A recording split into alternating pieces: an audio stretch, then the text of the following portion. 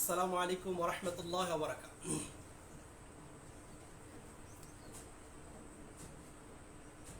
ইন্নাল হামদালিল্লাহ আলহামদুলিল্লাহি রাব্বিল আলামিন ওয়াস সালাতু ওয়াস সালামু আলা সাইয়্যিদিল আমবিয়াই ওয়াল মুরসালিন ওয়া আলা আলিহি ওয়া আসহাবিহি আজমাইন। قال الله سبحانه وتعالى يا أيها الذين آمنوا توبوا إلى الله توبة نصوحا وقال سبحانه وتعالى توبوا إلى الله جميعا। আল্লাহ সুবহানাহু ওয়া তাআলার দরবারে লাখ কোটি শুকরিয়া আদায় করছি, যিনি আমাদেরকে রমাদানুল করিম মাসের আজকের এই সুন্দর আয়োজনে অংশগ্রহণ করে কোরআন হাদিসের কিছু কথা বলা এবং শোনার তৌফিক দিয়েছেন যে রব আমাদেরকে, সেই রবের দরবারে শুকরিয়া জ্ঞাপন করি, কালিমাতুশ শুকর আদায় করি বলে আলহামদুলিল্লাহ। দুরুদ ও সালাম পেশ করছি মুহাম্মদুর রাসূলুল্লাহ সাল্লাল্লাহু আলাইহি ওয়াসাল্লামের প্রতি, যে রাসূলুল্লাহ সাল্লাল্লাহু আলাইহি ওয়াসাল্লাম হচ্ছেন মানবতার বন্ধু, মানবতার মহান শিক্ষক। যে রাসূলুল্লাহ সাল্লাল্লাহু আলাইহি ওয়াসাল্লাম হচ্ছেন পৃথিবীর সর্বকালের সর্বযুগের সর্বশ্রেষ্ঠ মহামানব। মুহাম্মদুর রাসূলুল্লাহ প্রতি সবাই পড়ি সাল্লাল্লাহু আলাইহি ওয়াসাল্লাম।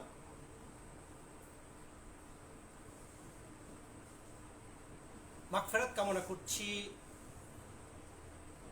ওই সকল দ্বীনী ভাই বোনদের জন্য যারা ইন্তেকাল করেছেন। আল্লাহ সুবহানাহু ওয়া তাআলা যেন সকল মুমিন নরনারীকে ক্ষমা করে দেন।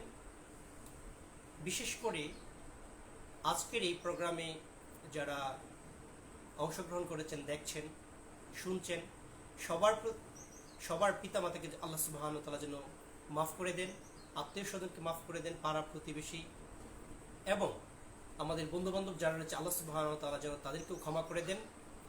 সবার মাগফিরাত কামনা করে আমাদের হোসেনপুর গ্রুপের অ্যাডমিন মডারেটর যারা রয়েছে সবার প্রতি আন্তরিক কৃতজ্ঞতা এবং মোবারকবাদ জানিয়ে আমি আজকের আমার নির্দিষ্ট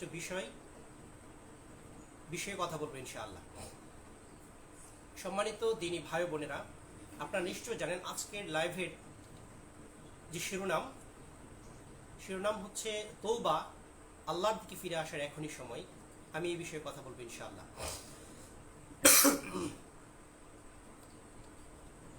সম্মানিত দ্বীনী ভাই বোনেরা, আপনারা নিশ্চয় জানেন যে আজকের পৃথিবী একটি মরণ ব্যাধি ভাইরাস দ্বারা আক্রান্ত।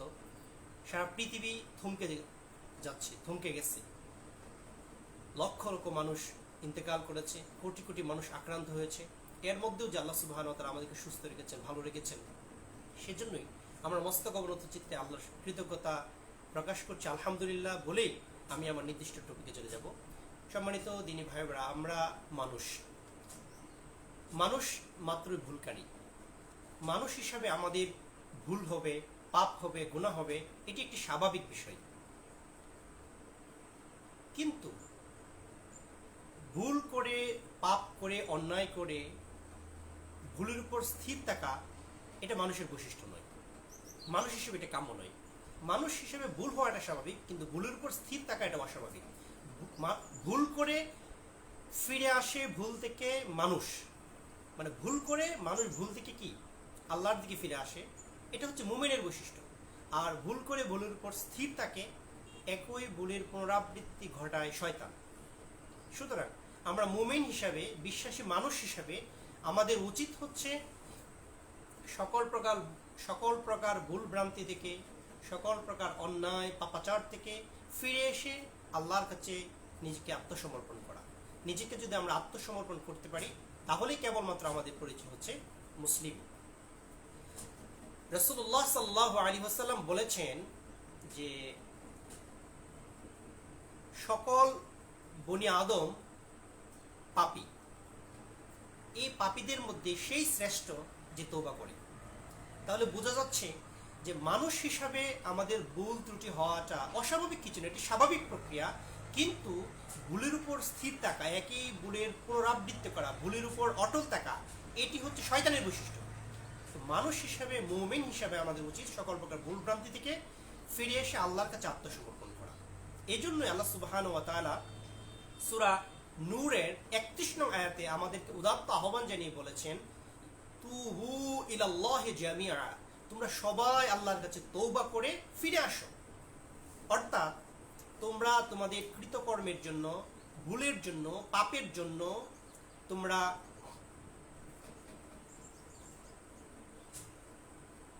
স্বীকারোক্তি দিয়ে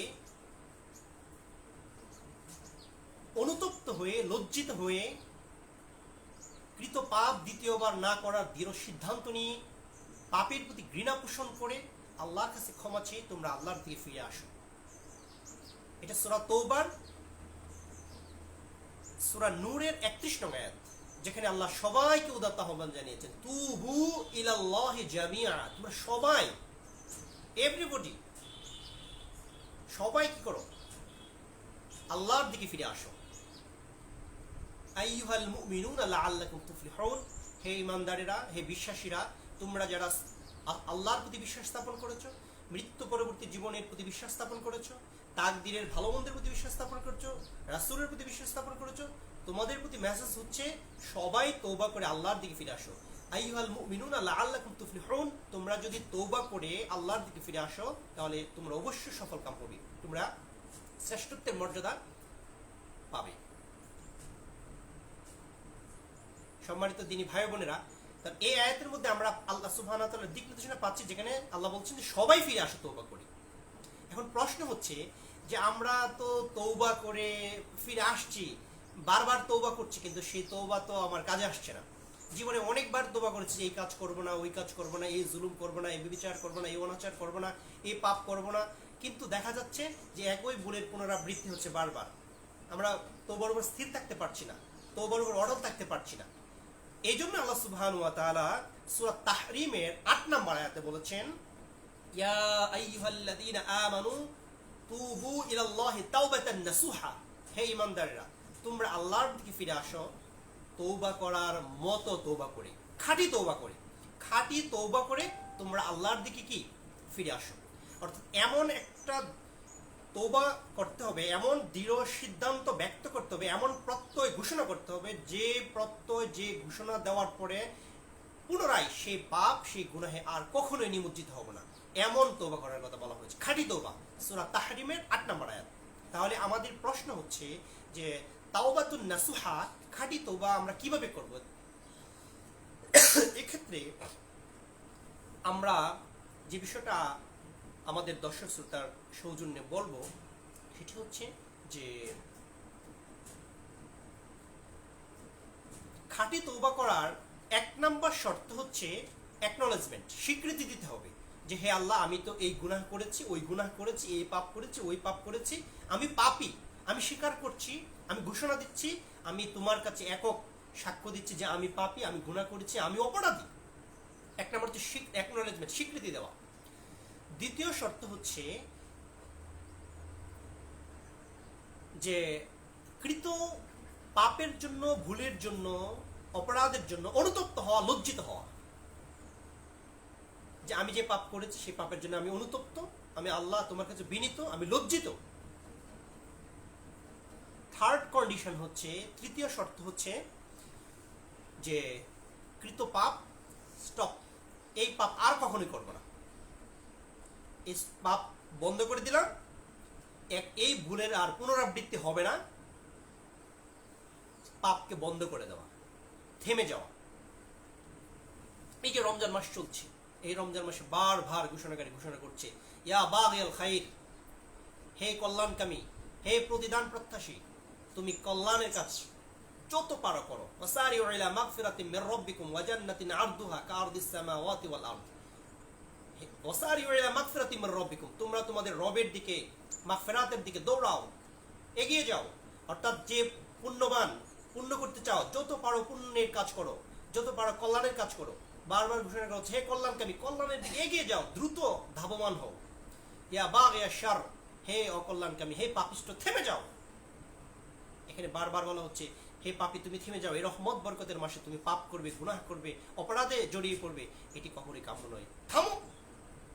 অপরদিকে কল্যাণকামী যে তাকে বলা হচ্ছে তুমি যত পারো কল্যাণের কাজ করে যাও, এগিয়ে যাও। সেক্ষেত্রে আমরা বলবো যে তওবার চতুর্থ যে শর্ত সেটি হচ্ছে যে পাপের প্রতি ঘৃণা পোষণ করা। দেখা যাচ্ছে যে আমরা বারবার তওবা করেও কিন্তু ফিরতে পারছি না। দেখা যাচ্ছে যে পাপ থেকে আমরা তওবা করেছি সেই পাপটা পুনরায় সংঘটিত হচ্ছে। কেন? ওই যে শুধু আস্তাগফিরুল্লাহ মুখ দিয়ে বলছি এতটুকুই না, আমি যে পাপ করেছি, আমি যে অপরাধ করেছি, আমি যে কবিরা গুনাহ করেছি, সেই কবিরা গুনার প্রতি ঘৃণা পোষণ করতে হবে। যদি ঘৃণা মন থেকে আসে তাহলে কেবল বেঁচে থাকা সম্ভব। এক্ষেত্রে প্রথমত হচ্ছে স্বীকারোক্তি দেয়া যে আমি পাপী, আমি পাপ করেছি। সেকেন্ড হচ্ছে যে অনুতপ্ত হওয়া, লজ্জিত হওয়া। থার্ড হচ্ছে পাপটা বন্ধ করে দেওয়া। দ্বিতীয়বার এই পাপ না করার দৃঢ় সিদ্ধান্ত প্রত্যয় ব্যক্ত করা, ঘোষণা করা। চতুর্থ হচ্ছে পাপের প্রতি ঘৃণা পোষণ করা। পঞ্চম হচ্ছে ক্ষমা চাওয়া, আল্লাহর কাছে কায়মুল বাক্যে ক্ষমা চাওয়া। রব্বানা গফির লানা, হে আল্লাহ তুমি আমাকে ক্ষমা করে দাও। ওয়াকাফির আন্না সাইয়্যাতিনা ওয়া তাওফানা মাআল আবরার, হে আল্লাহ তুমি আমার জীবন থেকে আমার ভুল ত্রুটি, যে সকল অন্যায় অপরাধ আমার জীবনের সাথে লেগে আছে সেগুলি তুমি আমার জীবন থেকে দূর করে দাও।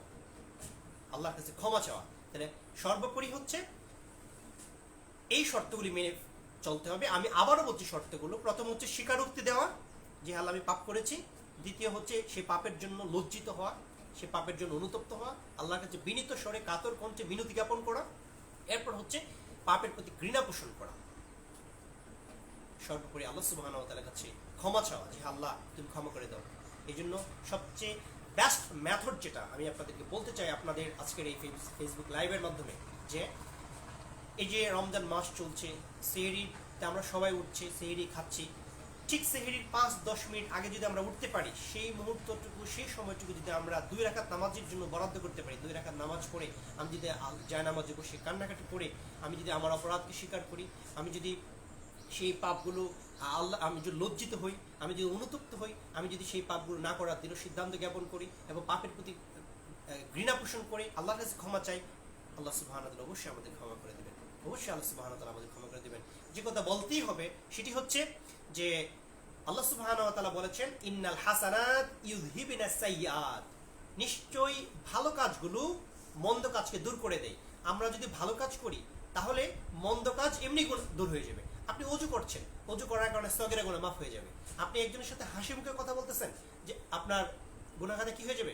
মাফ হয়ে যাবে। আপনি একজনের কল্যাণ কামনা করছেন, আপনার গুনাহ খাতা মাফ হয়ে যাবে। আপনি একটা ভালো কাজের নিয়ত করেছেন, আপনার গুনাহ খাতা মাফ। ভালো কাজ করলেই সগীরা গুনাহ, ছোট গুনাহ আল্লাহ তাআলা মাফ করে দিবেন। কিন্তু যে গুনাহ কখনোই ক্ষমা করবে না সে গুনাহগুলো কি? যে গুনাহ হচ্ছে কবিরা গুনাহ, সেই কবিরা গুনাহ আল্লাহ সুবহানাহু ওয়া তাআলা তওবা ব্যতীত ক্ষমা করবে না। যদি আপনি চুরি করেন, লুটপাট করেন, রাহাজানি করেন, হত্যা করেন, ধর্ষণ করেন, কারো ব্যাপারে মিথ্যা অপবাদ দেন, জাদু করেন, আল্লাহর সাথে শিরক করেন, এই ধরনের বড় বড় গুনাহের সাথে যদি আমরা জড়িয়ে পড়ি, কারো হক নষ্ট করি, কারো জায়গা দখল করি, কারো টাকা পয়সা লক্ষ লক্ষ টাকা পয়সা মেরে দেই, এই ধরনের বড় বড় অপরাধের সাথে যদি আমরা জড়িয়ে পড়ি, তাহলে তওবা ছাড়া আল্লাহর কাছে মাফ চাওয়ার কোনো সুযোগ নেই। এক্ষেত্রে আল্লাহর হক যেগুলো রয়েছে, সেই আল্লাহর হকগুলো আল্লাহর কাছে ক্ষমা চেয়ে নিতে হবে, আর বান্দার হকগুলো বান্দারকে পরিশোধ করার মাধ্যমে বান্দার কাছে ক্ষমা চেয়ে নিয়ে তওবা করতে হবে। এক্ষেত্রে আল্লাহ সুবহানাহু ওয়া তাআলা কিন্তু বলেছেন যে তোমরা কি করো? ক্ষমা চাও আল্লাহর কাছে। সূরা হুদের 90 নং আয়াতে আল্লাহ সুবহানাহু ওয়া তাআলা বলেছেন ওয়াস্তাগফিরু রাব্বাকুম সুম্মা তুবু ইলাইহি, তোমরা তোমাদের রবের কাছে ক্ষমা চাও, সুম্মা তুবু ইলাইহি, অতঃপর তার দিকে ফিরে আসো। তোমরা তোমাদের রবের কাছে ক্ষমা চাও, অতঃপর তার দিকে কি? ফিরে আসো। মনে রাখবে ইন্না রাব্বি রহিমুন ওয়াদুদ, নিশ্চয়ই আমার রব অত্যন্ত দয়ালু এবং সৃষ্টিকে অত্যন্ত ভালোবাসেন। এটা সূরা হুদের 90 নম্বর আয়াত। এই আয়াত থেকে আমরা জানতে পারি যে আল্লাহ তাআলার কাছে যদি বান্দা ক্ষমা চায় এবং তার দিকে ফিরে আসে, তাহলে আল্লাহ তার ব্যাপারে অত্যন্ত দয়ালু এবং সৃষ্টিকে আল্লাহ তাআলা অত্যন্ত ভালোবাসেন। তাহলে যিনি আমাকে ভালোবাসেন তার কাছে যদি আমার কাকুতি মিনতি, তার কাছে যদি আমার ক্ষমা প্রার্থনা আমি উপস্থাপন করি, সাবমিট করি আমার অনুতপ্ত এবং দুঃখ কষ্টগুলো, তাহলে আল্লাহ সুবহানাহু ওয়া তাআলা অবশ্যই আমাকে ক্ষমা করে দিবেন। কারণ কি? আল্লাহ সুবহানাহু ওয়া তাআলা বলেছেন ইন্নাহু হুয়াত তাওয়াবুর রহিম, নিশ্চয় আল্লাহ তাআলা তওবা কবুলকারী, নিশ্চয় আল্লাহ তাআলা নিশ্চয়ই আল্লাহ তাআলা অত্যন্ত দয়ালু। এক্ষেত্রে একটা জিনিস বলতেই হবে, সেটি হচ্ছে যে এখন আমি যদি দৃঢ় সিদ্ধান্ত নিই যে হ্যাঁ আমার কৃতকর্মের জন্য, বড় বড় অপরাধের জন্য আমি আল্লাহর কাছে তওবা করতে চাই, এখন আমি কি করব? এই জন্য আপনার কোনো পীর সাহেবের কাছে যেতে হবে না, আপনার কোনো হুজুরের কাছে যেতে হবে না, আপনি কোনো ওলি দরবেশের কাছে যেতে হবে না। আপনি নিজে 2 রাকাত নামাজ পড়ে বাসায় বসে, জায়নামাজে বসে আপনি যদি আল্লাহর কাছে আপনি ভুল স্বীকার করেন, তারপরে হচ্ছে আপনি যদি অনুতপ্ত হন, লজ্জিত হন, আপনি যদি এই ভুল করবেন না বলে দৃঢ় সিদ্ধান্ত প্রত্যয় ব্যক্ত করেন, এরপর পাপের প্রতি বিদ্বেষ পোষণ করে আল্লাহর কাছে ক্ষমা চান, আল্লাহ সুবহানাহু ওয়া তাআলাকে আপনি ক্ষমাকারী হিসেবে পাবেন। সেজন্য আপনাকে কারো কাছে যেতে হবে না। দেখেন, আমরা জানতে পারলাম যে আল্লাহ সুবহানাহু ওয়া তাআলার কাছে তওবা আল্লাহ কবুল করেন। তো এখন জানার পরে আমরা কেন তওবা করছি না? 2016 সাল, 2017 সাল, 18 সাল, 19 সাল, 20 সাল, এই যে রমজান মাসগুলো গেল, আমরা কেন আমাদের পাপ থেকে আমরা বিরত হচ্ছি না? কেন আমরা আমাদের তওবা করে আমরা ফিরে আসছি না? আল্লাহ সুবহানাহু ওয়া তাআলা এটা এই জন্য কিন্তু বলেছেন যে তাহলে কি আমার বান্দারা জানে না যে আমি আমার বান্দার পক্ষ থেকে তওবা কবুল করি? কি একটা চমৎকার আয়াত! আপনি দেখেন সূরা তওবার 104 নম্বর আয়াত আল্লাহ সুবহানাহু ওয়া তাআলা বলেছেন, আলাম ইয়ালামু আন্নাল্লাহা হুয়া ইয়াকবালু তাওবাতা আন ইবাদিহি। আমার বান্দারা কি জানে না? আলাম ইয়ালামু, তারা কি জানে না? আন্নাল্লাহা হুয়া ইয়াকবালু তাওবাতা আন ইবাদিহি, যে নিশ্চয় আল্লাহ সুবহানাহু ওয়া তাআলা তার বান্দাদের পক্ষ থেকে তওবা কবুল করেন। দেখেন, আমরা কি জানি? হ্যাঁ, আমরা জানি যে আমরা যত অপরাধই করি না কেন আল্লাহ সুবহানাহু ওয়া তাআলা ক্ষমাকারী, তিনি ক্ষমাকে পছন্দ করেন। সুতরাং আমি বলবো, হে আল্লাহ তুমি আমাকে ক্ষমা করে দাও। আমরা একটা দোয়া জানি, আল্লাহুম্মা ইন্নাকা আফুন, হে আল্লাহ তুমি ক্ষমাকারী, তুহিব্বুল আফওয়া, তুমি ক্ষমাকে পছন্দ করো, ফাআফু আন্নি, সুতরাং আমাকে ক্ষমা করে দাও। তাহলে আল্লাহ বলছেন যে আমার বান্দা কি তাহলে জানে না যে আমি ক্ষমাকারী, আমি আমার বান্দার পক্ষ থেকে তওবা কবুলকারী? তাহলে আমি আমার বান্দার পক্ষ থেকে তওবা কবুলকারী যদি জেনে থাকে, তাহলে তারা কেন আমার কাছে তওবা করছে না? এই ধরনের একটা বিবেকে প্রশ্ন ছুড়ে দিয়ে আল্লাহ সুবহানাহু ওয়া তাআলা সূরা মায়েদা 74 নং আয়াতে বলেছেন, আফালা ইয়াতুবুনা ইলাল্লাহি ওয়া ইস্তাগফিরুনাহু। তাহলে কি আমার বান্দারা আমার কাছে ক্ষমা চাইবে না? আমার কাছে তাহলে কি তারা তওবা করে ফিরে আসবে না? কি একটা চমৎকার আয়াত, যেখানে আল্লাহ উদাত্ত আহ্বান জানিয়েছেন। সূরা তওবা 74 নম্বর আয়াত, যেখানে আল্লাহ বলেছেন আফালা ইয়াতুবুনা ইলাল্লাহ, তাহলে কি তারা আল্লাহর কাছে তওবা করবে না? ওয়া ইস্তাগফিরুনাহু, তাহলে কি তারা তাদের রবের কাছে ক্ষমা চাইবে না? কি বলেন, আমরা কি ক্ষমা চাইবে না? অবশ্যই আমরা ক্ষমা চাইব, অবশ্যই আমরা আমাদের তওবা করে আমাদের কৃতকর্মের অপরাধ স্বীকার করে আল্লাহর কাছে ফিরে আসবো। তবে সেটা কখন? বৃদ্ধ বয়সে, দাড়ি পাকলে, চুল পাকলে তখন ফিরে আসবো? না, সময় নেই। কখন যে ইদা হাদারা আহাদাহুমুল মাউত ক্বালা ইন্নী তুবতু আন, কখন যে মৃত্যুর সময় চলে আসবে, ফেরেশতা এসে হাজির হবে যে তোমার আর সময় নেই, তখন হয়তো বলবো ইন্নী তুবতুল আন, হে আল্লাহ আমি তো এখন তওবা করতেছি। তখন কি হবে না? তওবা কবুল হবে না। সম্মানিত দিনী ভাই বোনেরা, আজকে যারা লাইভটি দেখছেন সবার প্রতি আন্তরিক মোবারকবাদ জ্ঞাপন করছি। অনেকেই বিভিন্ন প্রশ্ন করছেন। শফিকুল ইসলাম নামে এক ভদ্রলোক প্রশ্ন করেছেন, কবিরা গুনাহটি যদি বান্দার হক সম্পর্কিত হয় তাহলে কি এই 4টি শর্তেই যথেষ্ট? না, আপনার মনে রাখতে হবে যে কবিরা গুনাহ যদি বান্দার সাথে সংশ্লিষ্ট হয় তাহলে বান্দার সেই হক আদায় করার মাধ্যমে আপনি আল্লাহর কাছে ফিরে আসবেন। এমনটি হওয়া মোটেও সমীচীন নয় যে আপনি বান্দার হক নষ্ট করে আল্লাহর কাছে ক্ষমা চেয়ে নিলেন। অর্থাৎ আমি যদি আপনার কাছে অপরাধ করে আপনার বাবার কাছ থেকে ক্ষমা চেয়ে নিই, তাহলে সেটা হবে না। আগে আপনার কাছে ক্ষমা চাইতে হবে, এরপরে হয়তো আপনার বাবার কাছে গিয়ে বলতে হবে আমি তো আপনার ছেলের সাথে ভুল করেছিলাম, আপনার ছেলেকে একটু বলে দেবেন যেন আমাকে এই বিষয়টা একটু ক্ষমা সুন্দর দৃষ্টিতে দেখে। সেক্ষেত্রে প্রথমে অবশ্যই বান্দার হক মিটিয়ে দিতে হবে, এরপর আল্লাহ সুবহানাহু ওয়া তাআলার কাছে তওবা করতে হবে। সম্মানিত দর্শক শ্রোতা, অনেকেই বিভিন্ন প্রশ্ন করছেন, প্রশ্নগুলো দেখা যাচ্ছে না, কারণ আমি যে মোবাইলে লাইভটি করছি ঠিক সেই মোবাইলেই দেখতে হচ্ছে, যে কারণে আমার দেখার সুযোগ নেই। তো এই জন্য আমি এখন বলতে চাচ্ছি যে তওবা করার ব্যাপারে আল্লাহ তাআলা উদাত্ত আহ্বান জানিয়েছেন, তাহলে কি তারা তওবা করবে না? আমরা আল্লাহকে বলতে চাই, হ্যাঁ আল্লাহ আমরা অবশ্যই তওবা করব। হে আল্লাহ তোমার নাম তো তাওয়াব, ইন্নাহু কানা তাওয়াবা, নিশ্চয়ই তুমি তওবাকারী। সুতরাং আমি তোমাকে বলতে চাই, হে আল্লাহ তুমি তাওয়াব নামের উসিলায় তুমি আমার তওবা কবুল করো, তুমি গাফফার নামের উসিলায় তুমি আমাকে ক্ষমা করো। আমরা আমরা সবাই বলতে চাই আস্তাগফিরুল্লাহ ওয়া আতুবু ইলাইহি, হে আল্লাহ তুমি আমাকে ক্ষমা করো এবং আমি তোমার দিকে ফিরে আসছি। এই জন্য ইস্তেগফার বেশি বেশি পড়া, আস্তাগফিরুল্লাহ ওয়া আতুবু ইলাইহি, আস্তাগফিরুল্লাহ আল্লাযী লা ইলাহা ইল্লা হুয়াল হাইয়ুল কাইয়্যুম, এই তাসবিহগুলো বেশি বেশি পড়া, আস্তাগফার বেশি বেশি পড়া, আস্তাগফার বেশি বেশি পড়া। এটা শুধুমাত্র মুখে পড়লেই হবে না, আপনি ওই যে পাঁচটি কথা বলেছি এই পাঁচটি শর্ত সাপেক্ষে আপনি আস্তাগফিরুল্লাহ ওয়া আতুবু ইলাইহি, আস্তাগফিরুল্লাহ আল আযীম, লা ইলাহা ইল্লা হুয়াল হাইয়ুল কাইয়্যুম, এই বিষয়গুলো বলতে হবে, এই শব্দগুলো মুখ দিয়ে উচ্চারণ করতে হবে। সম্মানিত দিনী ভাই বোনেরা, এখন বলতে চাচ্ছি যে কাদের তওবা আল্লাহ সুবহানাহু ওয়া তাআলা কবুল করবেন। এটা সূরা নিসার আয়াত নাম্বার 17, যেখানে আল্লাহ সুবহানাহু ওয়া তাআলা বলেছেন ইন্নামাত তাওবাতু আলাল্লাহি লিল্লাযীনা ইয়া'মালুনা সুআ বিজাহালাতিন, নিশ্চয় যারা অজ্ঞাতসারে না জেনে না বুঝে কোনো ভুল কাজ করে ফেলে, মন্দ কাজ করে ফেলে, অপরাধ করে ফেলে, সুম্মা ইয়াতুবুনা মিন করিবিন, এরপর তাৎক্ষণিক খুব দ্রুতই ইনস্ট্যান্ট তওবা করে আল্লাহর দিকে ফিরে আসে, এমন ব্যক্তির তওবা আল্লাহ সুবহানাহু ওয়া তাআলা কি করবেন?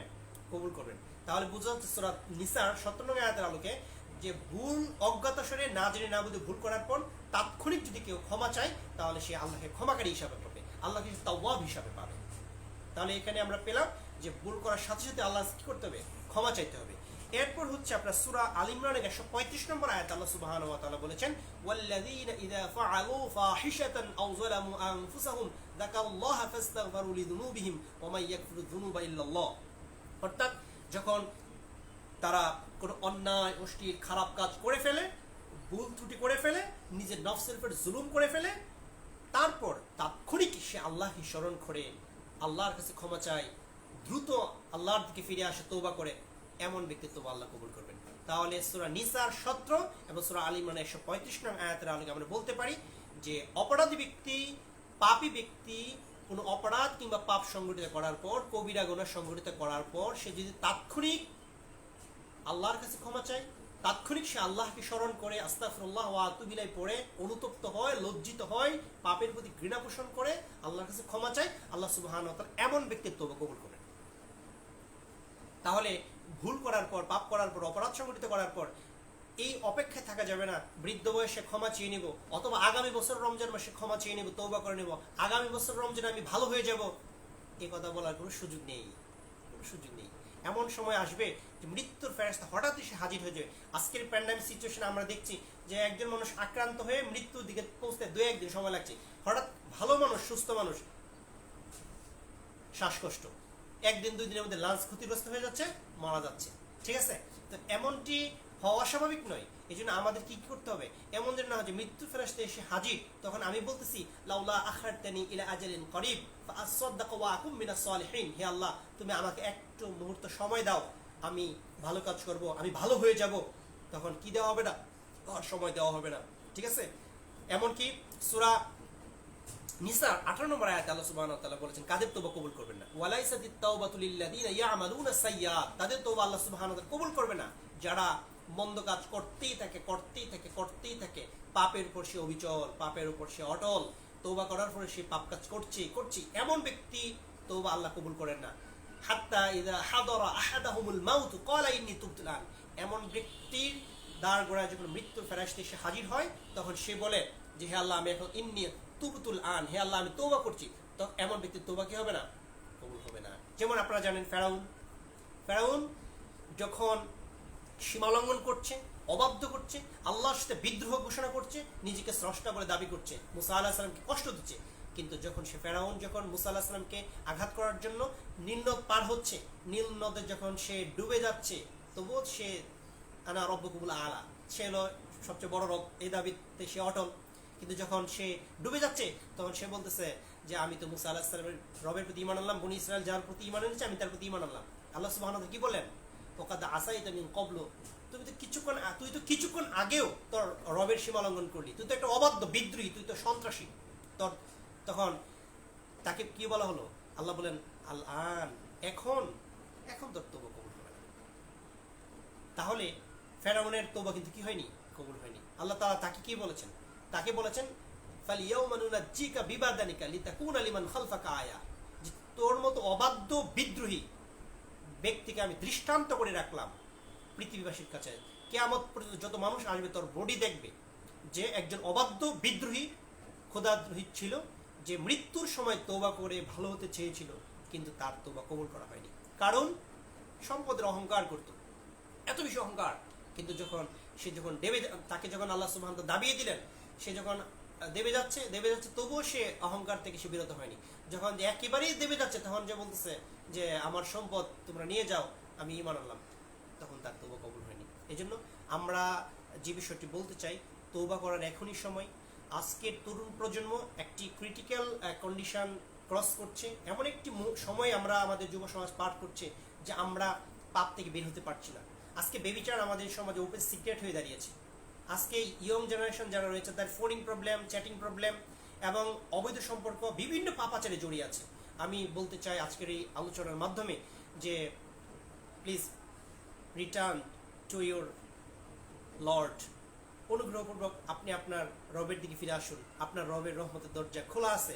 আপনার রবের মানে আপনার রব অত্যন্ত দয়াশীল, সৃষ্টিকে তিনি অত্যন্ত ভালোবাসেন।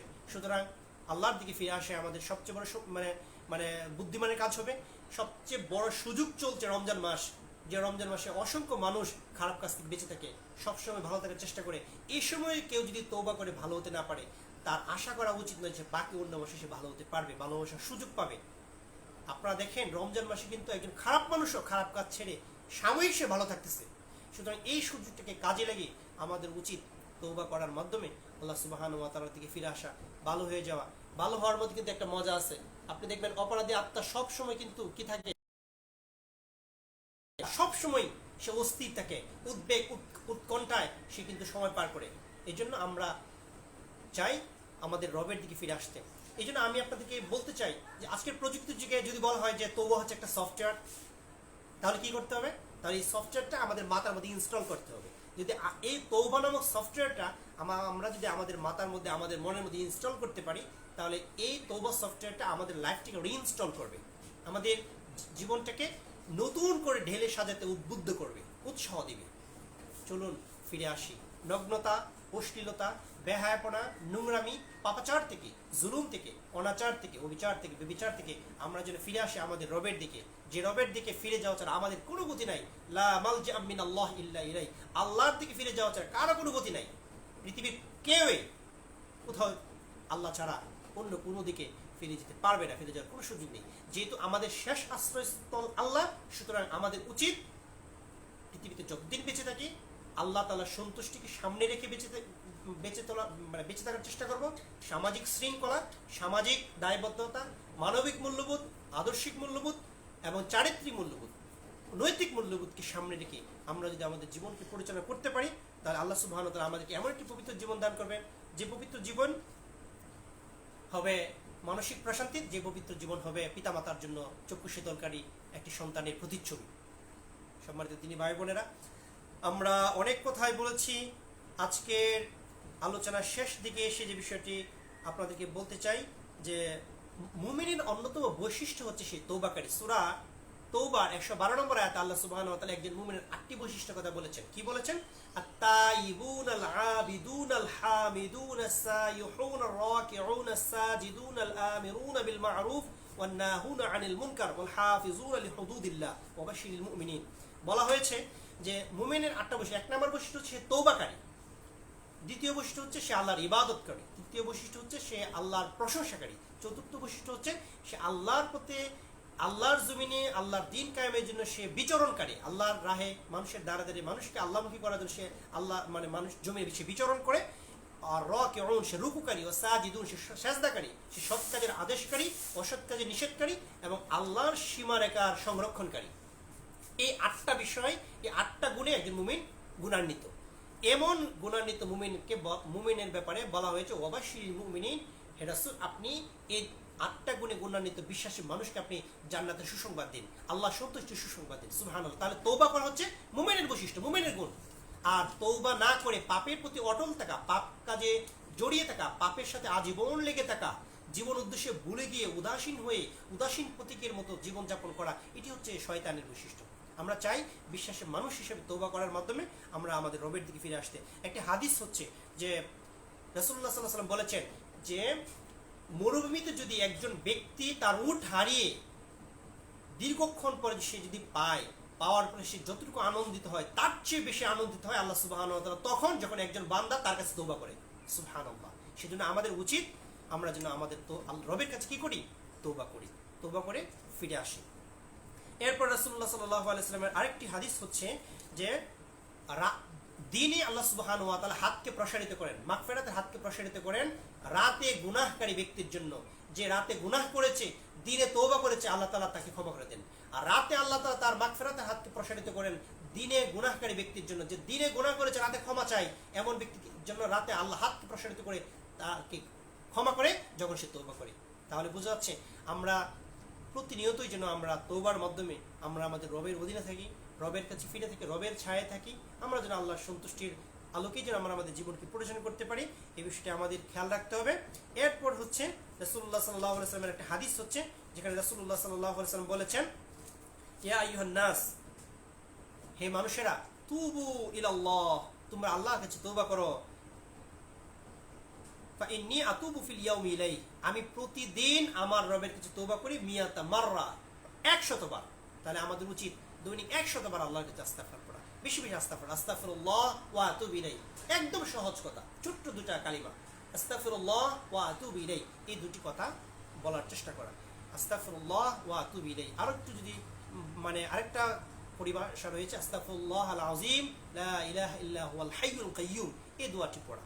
এই দোয়াগুলি পড়ার মাধ্যমে আমরা আমাদের রবের কাছে ক্ষমা চাইব, এবং আমরা যে আমাদের নফসের উপর জুলুম করেছি সেই জন্য কিন্তু আমরা ক্ষমা চাইতে পারি এইভাবে, যে দোয়াটা আমরা নামাজের মধ্যে পড়ি, তাশাহুদের পড়ে, আল্লাহুম্মা ইন্নী যালামতু নাফসি যুলমান কাসীরা ওয়া লা ইয়াগফিরুয যুনুবা ইল্লা আনতা ফাগফির লি মাগফিরাতাম মিন ইনদিকা ওয়ারহামনি ইন্নাকা আনতাল গফুরুর রহিম। এই যে দোয়াটা কি চমৎকার দোয়া, আল্লাহুম্মা ইন্নী যালামতু নাফসি, হে আল্লাহ আমি আমার নফসের উপর জুলুম করেছি, আল্লাহুম্মা ইন্নী যালামতু নাফসি যুলমান কাসীরান, অনেক জুলুম করেছি, ফাগফির লি আল্লাহুম্মা ইন্নী যালামতু নাফসি যুলমান কাসীরা ওয়া লা ইয়াগফিরুয যুনুবা ইল্লা আনতা, তুমি ছাড়া কেউ নয় আমাকে ক্ষমা করবে, সুতরাং তুমি আমাকে ক্ষমা করে দাও, তুমি অত্যন্ত ক্ষমাশীল। সম্মানিত দিনী ভাই বোনেরা, যারা লাইভটি দেখছেন, সবার প্রতি বলবো যে আমরা যেন এই কালিমাগুলো বলতে পারি, বলে আমরা যেন রবের কাছে ক্ষমা চাইতে পারি, এই চেষ্টাটা আমাদের সবসময় করা উচিত।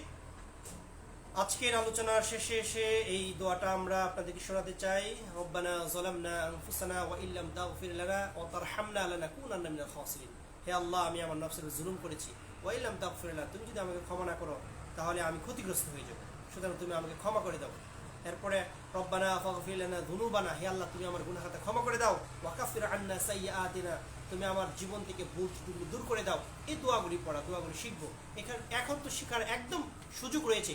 আপনার আজকের টেকনোলজির যুগে, প্রযুক্তির যুগে ইউটিউবে যদি আপনি তওবা সংক্রান্ত শুধু লিখবেন তওবা, তাহলে পর্যাপ্ত পরিমাণে আপনি ভিডিও পাবেন। ইসলামিক স্কলারদের তওবার অনেক আলোচনা রয়েছে, সেখান থেকে আপনারা শুনে তওবার দোয়াগুলো মুখস্থ করে ফেলতে পারেন এবং সেই অনুযায়ী আপনারা চলতে পারেন, আমল করতে পারেন। এখন সুযোগ আছে, এখন আর কারো কাছে যাওয়া লাগবে না। আপনি ইউটিউবে বসে আপনি ইসলামিক অনেক আলোচনা শুনতে পারবেন, যেগুলো আপনার লাইফ রিলেটেড, জীবন পরিবর্তনের জন্য যেগুলো আপনার সহায়ক ভূমিকা পালন করবে। আপনাদের রিকোয়েস্ট করবো যারা সবাই প্রযুক্তির সাথে এখন ইনভলভ, সুতরাং ইউটিউবকে ভালো কাজে লাগিয়ে নিজের জীবন গঠন, আত্মগঠন, মান উন্নয়ন এবং মান সংরক্ষণে আমরা যদি প্রযুক্তিকে ব্যবহার করি, আল্লাহ সুবহানাহু ওয়া তাআলা আমাদের সবাইকে